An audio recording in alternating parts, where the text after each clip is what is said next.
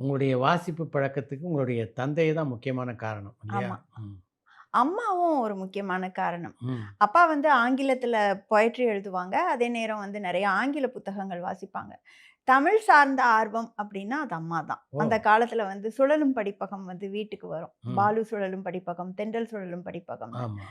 அவங்கலாம் எங்க வாழ்க்கையில ரொம்ப முக்கியமான நபர்களா இருப்பாங்க. அந்த அ லைப்ரரியன்ஸ் அப்டின்னு சொல்றவங்க வந்து, சரி. இன்னைக்கும் வந்து தாம்பரத்தில முத்தையா அப்படிங்கிற அந்த தென்றல் சுழலும் படிப்பகம், அவரோட நாங்க பேசிட்டு தான் இருக்கிறோம். ஏன்னா, ம். அந்த சிறு வயதில என்னோட முதல் கதை பிரசுரமாகும்போது வந்து குடுத்ததெல்லாம் வந்து மறக்க முடியாத ஒரு நினைவுகள். அருமை. ஆனா அம்மாவுடைய வாசிப்பு பழக்கம்ங்கிறது ஒரு லிமிட்டட் எடிஷனா இருந்தது. அதாவது ஒரு சில எழுத்தாளர்கள், குறிப்பா வந்து இந்த வெகுஜன பத்திரிகைகள்ல எழுதக்கூடிய எழுத்தாளர்களுடைய கதைகள வந்து வாசிப்பாங்க.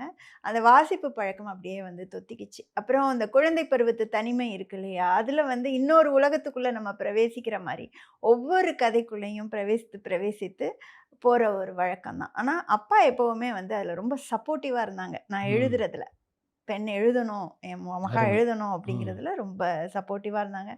ஒரு இந்த கங்காரு குட்டி சுமந்துட்டு போற மாரி நான் எழுத வந்தப்போ ஒரு +1 படிச்சுட்டு இருந்தேன். முதல் அ. கதை விகடன்ல பிரசுரமாகும்போது 10த் லீவ்ல வந்து விகடன்ல குடுக்குறேன். ம். எனக்கு எப்படி குடுக்கணும்னு கூட தெரியாது. அந்த மாரி இருக்கும்போது கைய பிடிச்சு கூட்டிட்டு போறது இருக்கு இல்லையா? அருமை. ம். ஒரு சிற்றூர்லேருந்து வரக்கூடிய ஒரு பெண்ண வந்து அந்த ஆர்வத்த நகர்த்திட்டு போறது. ஊக்குவிக்கிறதே பெரிய விஷயம். ஆமா. ம். நகர்த்திட்டு போறதே, எழுதுறத வந்து என் மகா எழுதுவான்னு 4 பேர்ட்ட சொல்றத, அதெல்லாம் வந்து ரொம்ப முக்கியமான விஷயமா பார்க்குறேன்.